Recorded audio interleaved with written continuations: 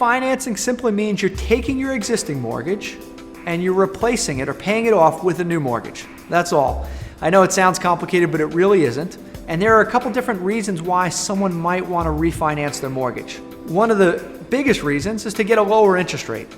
So maybe I got my mortgage for my house or my apartment a few years ago, and interest rates at that time were at 6 or 7%. And now I'm looking at rates that are at 5%. I might refinance or replace my old mortgage with my new mortgage to get a lower rate and to save on interest. So saving on interest is one of the biggest reasons to refinance your mortgage.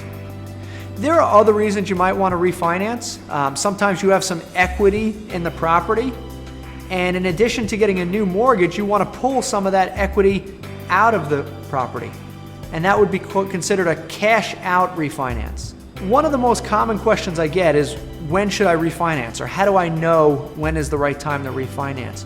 And it really depends on your situation, because there are some drawbacks of refinancing as well. It's not a free benefit. When you refinance, you have to pay closing costs to do that. And so you always have to weigh the benefits of refinancing with the costs that you're paying. And I know a lot of people will tell you, oh, there's no closing cost out there, don't worry about it. Particularly the salespeople that are trying to sell you a mortgage. But trust me, there are always closing costs. You may not always see it, but you may be paying out of pocket.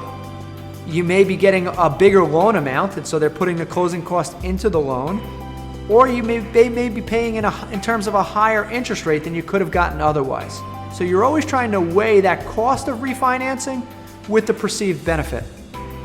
Also take a look at how this fits into your overall financial situation. One of the challenges sometimes people don't realize is they keep stretching out or refinancing into new loans, and they're stretching out the loans, and they may end up paying more interest over the long term because they're never paying down or paying off their house. So keep that in mind. Make sure when refinancing you get a new mortgage that's right for your situation, and make sure the benefits outweigh the drawbacks.